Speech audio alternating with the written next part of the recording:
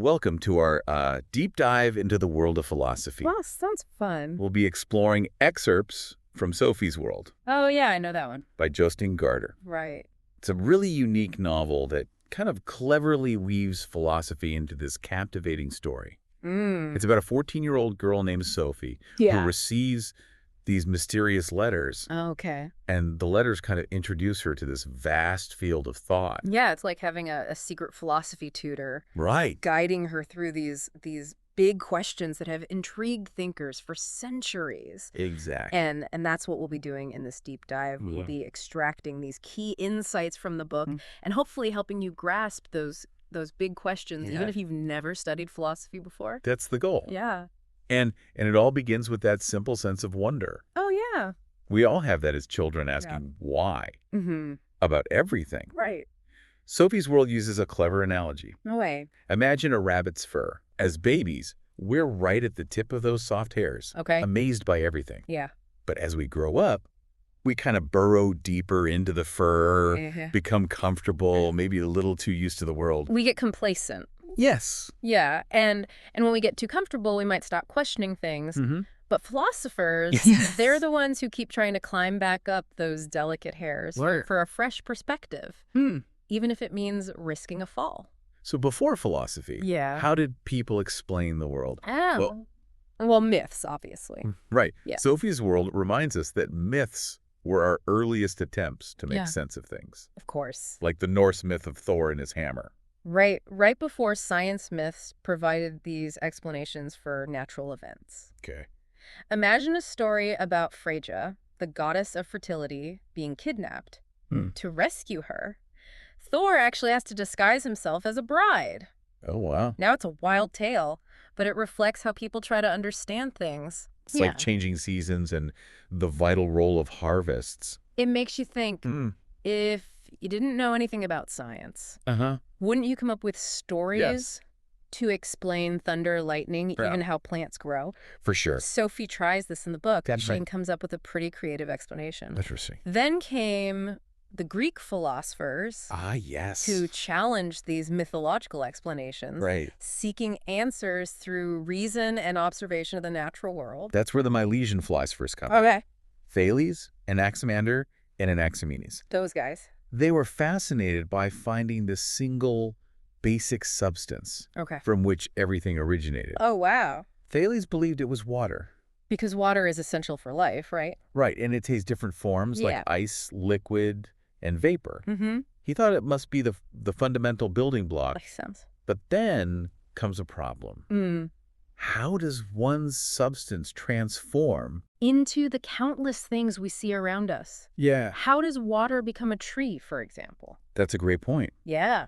That's where Empedocles stepped in. Okay. He proposed 4 elements. Okay. Earth, air, fire, and water. The classic 4. Yeah. Right. That combined in different ways to create everything. Okay. Explaining how things could change and transform. So you can almost see how their thinking progressed from a single substance to multiple elements interacting with each other. Right. And then Anaxagoras proposed something even more radical. Even more radical than 4. Oh, yeah. He believed in these tiny particles called seeds. Seeds. That contained everything. Interesting. This idea kind of paved the way for another Greek philosopher, Democritus, and his revolutionary concept, atomism. So Democritus took this idea of tiny particles and ran with it. He did. He proposed that everything is made up of these eternal, indivisible particles called atoms. Tiny little Lego blocks. It's like imagining them as different shaped Lego blocks that combine to form everything. From flowers to mountains, humans to, well, everything. Everything. Simple yet brilliant. Absolutely. And Democritus believed that only atoms and the void, the empty space between them, existed. So no divine intervention? No mystical forces? Everything happened mechanically through natural causes? Just atoms bumping around. Wow. He even believed that the soul was made of atoms that dispersed after death. So he's proposing a completely materialistic worldview. He was way ahead of his time. Centuries before modern science. Yeah. If everything is just atoms interacting, what does that mean for us? That is the question. Does it affect how we think about free will, consciousness, or even the soul? These are some of the big questions that still resonate with philosophers and scientists today. I bet. It's fascinating how these ancient ideas continue to shape our understanding of the world. Yeah. But before we go too far down that rabbit hole, Okay. let's shift our focus to another pivotal figure, Socrates. Okay. He kind of marked a turning point in philosophy, Okay. moving the focus from the natural world to humanity and society. So Socrates is often called the gadfly of Athens. Yeah, it's the one. He was known for constantly questioning conventional thinking, pushing people to examine their beliefs. Exactly. And Sophie's World does a great job of highlighting this contrast between Sophists, who were these paid teachers, often more focused on winning arguments, and true philosophers like Socrates, who were driven by a genuine love of wisdom. He was like the child who points out that the emperor has no clothes. He doesn't care what people think. Not at all. He's just going to say the truth. Exactly. So instead of giving lectures, Socrates used a method of discourse, asking questions to help people discover truth through their own reasoning. Kind of leading them to the answer without telling them. It was a revolutionary idea. Definitely. Especially in a society that relied heavily on tradition and authority. Think of him as a midwife. Okay. Helping people give birth to their own understanding. Wow, that's a good analogy. Sadly, his pursuit of truth led to his tragic end. Oh. He was accused of corrupting the youth and not believing in the gods. Right. And even though he had a chance to save himself, yeah, Socrates chose to die for his convictions. It makes you wonder. It does. What does it mean to live a life guided by truth and conscience, even when it comes at a great personal cost? It's a powerful question that echoes throughout history. It does. And Sophie's World encourages us to really grapple with it. Right. But Socrates' legacy lived on through his most famous student, Plato. Oh, yes. And he took these ideas of truth and knowledge to a whole new level with his theory of ideas. Plato's theory of ideas is definitely a mind bender. Oh, yeah. But how did his student Aristotle fit into all of this? Well, Aristotle was a bit of a rebel. Really? He was really fascinated by the natural world. He took a more hands-on approach, which earned him the title of scientist philosopher. I like that. Yeah, he believed that to understand something, you had to study it directly. You know, to observe its specific characteristics, which he called its form. And the material it was made of. Its substance. So form and substance were inseparable for Aristotle. Two sides of the same coin. Can you give us an example? Sure. Let's take a chicken, for instance. A chicken. Its form is what makes it a chicken. It lays eggs. It clucks. It pecks for food. Its substance is the physical stuff, flesh, bones, and feathers that makes up its body. So the form was inherent in the thing itself. Exactly. Not in some separate realm of perfect forms like Plato suggested. Nope. He was grounding philosophy in the real world. That makes sense. In what we can observe and experience. But what about his idea of the final cause? Oh, yeah. That sounds a bit more abstract. Aristotle believed that everything in nature has a purpose. A reason for being. He called this the final cause. Final cause. So imagine a hammer. Its final cause is to drive in nails. He believed that every object, every creature had a similar kind of purpose. So Aristotle saw the natural world as being directed towards specific goals. Yeah, he believed that things in nature were driven by a desire to fulfill their purpose. Now, this is where things get a little tricky. How so? Because modern science tends to disagree with this idea. Oh, really? Science usually focuses on explaining things through physical laws and random chance, not some predetermined purpose. Yeah, it's hard to think of a raindrop having a conscious goal to help plants grow. Yeah. But maybe Aristotle was onto something. Maybe. Even if his explanation needs a little updating. Perhaps it does raise some interesting questions, though. Like what? About whether there might be some underlying principles of organization or interconnectedness in nature that we haven't fully grasped yet. I like that. But moving on, Aristotle also made huge contributions to another area. Which is? Logic. Logic. He was basically the father of formal logic, the study of reasoning and argumentation.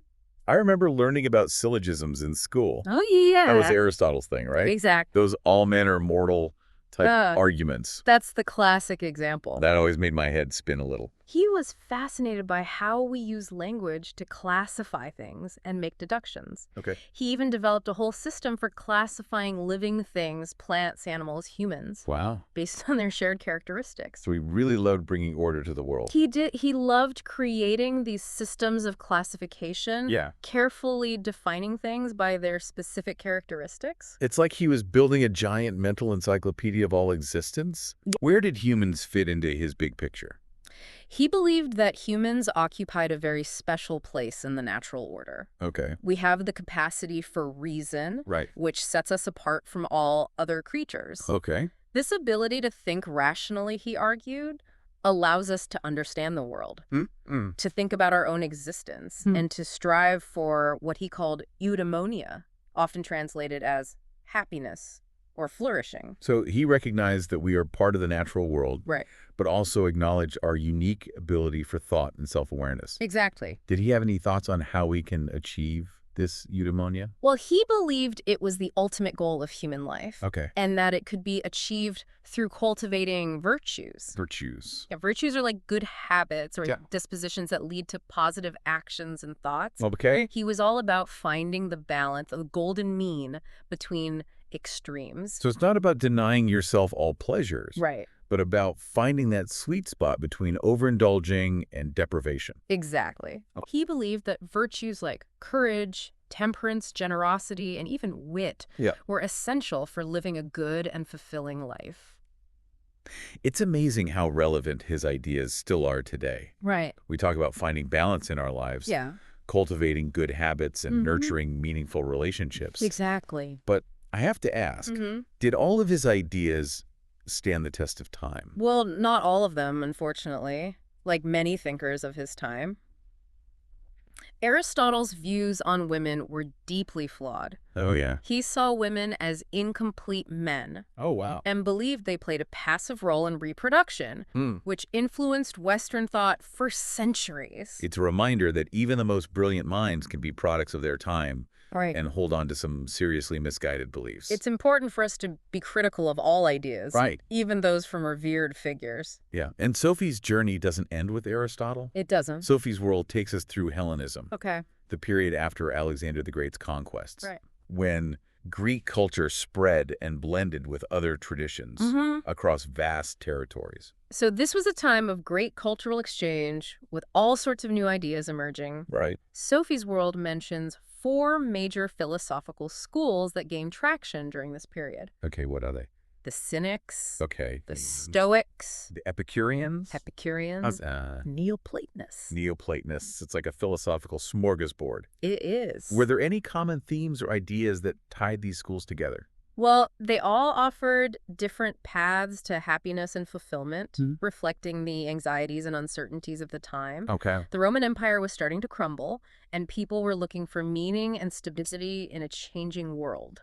I see. The Cynics believed that true happiness came from rejecting material possessions and societal norms. So they were all about a simple, self-sufficient life. Precisely. Okay, what about the Stoics? The Stoics emphasized virtue and acceptance of what we cannot control. They believed that inner peace came from aligning your will with the natural order of the universe. So for them, it wasn't about changing the world, but changing your perspective on the world. Exactly. And then the Epicureans. The Epicureans believed that pleasure was the ultimate good. Pleasure. But not in a hedonistic way. Okay. They encouraged pursuing pleasures that led to long-term happiness and well-being. So it's about enjoying life, but making choices that lead to lasting fulfillment. Yes. Not just fleeting moments of gratification. And finally, we have the Neoplatonists, who drew inspiration from Plato's ideas. Okay. They focused on the soul's journey back to, one, a divine source of all existence. So they believed in a spiritual realm beyond the physical world. Yes. And saw the soul as something eternal and connected to a higher power. Yes. It's fascinating how these different approaches reflect the diverse philosophical landscape of that time. Yeah. But Sophie's world doesn't stop there. It doesn't. It introduces another major force that transformed Western thought. What's that? Christianity. Now, this is where things get really interesting. Yeah. We have 2 very different worldviews colliding. Right. On the one hand, you have the Indo-European tradition with its emphasis on multiple gods and a cyclical view of time. Right. And on the other, the Semitic tradition, Yeah. with its belief in one God and a linear view of history. Sophie's World does a great job of highlighting these contrasting worldviews by outlining the history of Israel. Okay. It takes us back to key figures like Abraham, Moses, and King David. Right. And explores the concept of the Messiah, the Anointed One. So the idea of a Messiah kind of evolved. It did. From a political leader who would free the Israelites from oppression to a savior figure who would redeem all of humanity from sin and death. Yeah. Then enters Jesus preaching this radical message of love, forgiveness, and challenging those existing power structures. Yeah. His teachings really shook things up. They did. It's no surprise that he was seen as a threat, ultimately leading to his crucifixion. Right, but his followers believed that he rose from the dead, proving his divine nature and his role as the Son of God. Right, the promised Messiah. Exactly, and it's through Paul's missionary journeys that Christianity begins to spread like wildfire. The book even describes Paul preaching in Athens, engaging in philosophical debates with Greek thinkers. Interesting. Introducing this completely new concept of God. This clash between Greek philosophy and Christian beliefs is so fascinating. It is. You have salvation through reason versus salvation through faith. The idea of a God who becomes human. Right. These were radical concepts that really challenged the foundations of the Greco-Roman world. But did Christianity simply wipe out Greek philosophy? Thankfully not. Sophie's World shows how these two traditions began to weave together, leading to some incredibly influential philosophical and theological developments. Like what? Well, that's where we see figures like St. Augustine emerge, a brilliant thinker who synthesized Christian theology with Neoplatonism. He introduced the concept of the city of God, representing those who choose to follow God, contrasting it with the city of man, which focuses on worldly pursuits. Right. He also grappled with that complex idea of the predestination. Yeah. The belief that God has already chosen who will be saved. It's a tough one. St. Augustine's ideas are pretty complex. They are. But they added a new dimension to philosophy. Right. Bringing history into the picture as the stage where this battle between good and evil plays out. It's a long way from those early Milesian philosophers trying to figure out the basic substance of the universe. It really is. Yeah. Then we have St. Thomas Aquinas, yes, who made a valiant effort to reconcile Aristotle's philosophy with Christian doctrine. Right. He believed that certain truths could be reached through both faith and reason. Okay. Like the existence of God. So he kind of combined them? He did. He used a clever analogy to explain this. You can know that the author of a book exists by reading their work, even if you haven't met them personally. Okay. I see. In the same way, we can see evidence of God's existence through the natural world, but to truly know God, we need the Bible. Okay. God's autobiography. It's a great way to think about it. But even Aquinas, with all his brilliance, couldn't escape the prevailing biases of his time. Oh, no. He unfortunately adopted Aristotle's flawed views on women. It's a reminder that we always need to be critical thinkers. Absolutely. Questioning even long-held assumptions and ideas, no matter who they came from. Couldn't agree more, but now I have to bring up those mysterious postcards addressed to Hild that pop up throughout the book. It feels like Sophie's World suddenly throws us a curveball. It does. That's where the novel's metafictional layer really starts to unravel. Sophie's journey through philosophy becomes intertwined with this parallel story about Hild, whose father is sending her these philosophical lessons disguised as a birthday present. And the lines between reality and fiction begin to blur. Yeah. As Sophie and her friend Joanna find those postcards in an abandoned cabin. Right. And even weirder. What? They have postmarks from Lebanon.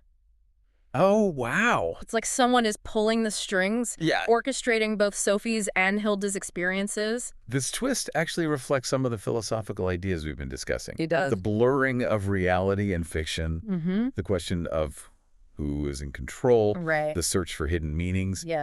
These themes connect with concepts like idealism, free will, and even the nature of consciousness. It's not just a random plot device. It's making us think about the big picture, about the nature of reality itself. Could our world be just a shadow of a higher reality, like Plato believed? Maybe. Or could it be a story being written by someone else? It's possible. A figment of someone else's imagination? Yeah. It's a mind-blowing concept. It is. Sophie's World doesn't give us easy answers. It doesn't. But it certainly encourages us to ponder these possibilities. For sure. And to embrace the mystery. Which brings us to that final question in the book. Oh, yeah, remember that one. Is the mirror with the brass frame above the white chest of drawers an ordinary mirror or a magic mirror? I love that line. What do you think it means? Well, mirrors often symbolize self-reflection. Oh, looking beyond surface appearances. Right. The fact that this particular mirror seems to wink at Sophie hints at a deeper level of reality. Okay. Perhaps the possibility of breaking through the surface and interacting with something beyond our everyday perception. So maybe it's suggesting that we can use our imagination to see beyond the limitations of our physical senses. Right. To connect with something larger than ourselves. Exactly. And it also makes you question who is doing the seeing. Oh, that's a good question. Is it just Sophie looking into the mirror, or is there another consciousness? Perhaps Hild's father observing her from outside the narrative. Wow, my head is spinning. In a good way! But in a good way. Sophie's World certainly leaves us with more questions than answers. Yeah, but it's ignited a spark of curiosity, a desire to keep exploring these profound ideas. And that's precisely what a good philosophical exploration should do. Right. It's not about finding all the answers, but about learning to ask the right questions. Exactly. Challenging our assumptions and enjoying the journey of discovery. So why should we care about these ancient philosophers and their ideas? Yeah, how does any of this apply to our lives today? Because these aren't just dusty old ideas locked away in the past. Right. They're about timeless questions that every human being faces. Okay. Questions about the nature of reality, the meaning of life, the search for happiness, and the limits of knowledge.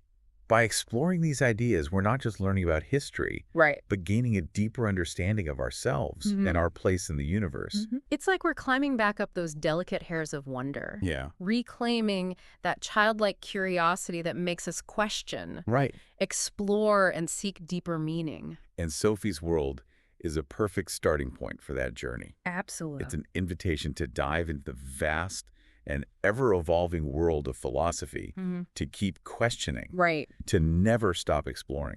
Thank you for joining us on this deep dive into the world of Sophie's World. It's been fun. I hope you've enjoyed exploring these fascinating ideas as much as we have. Me too.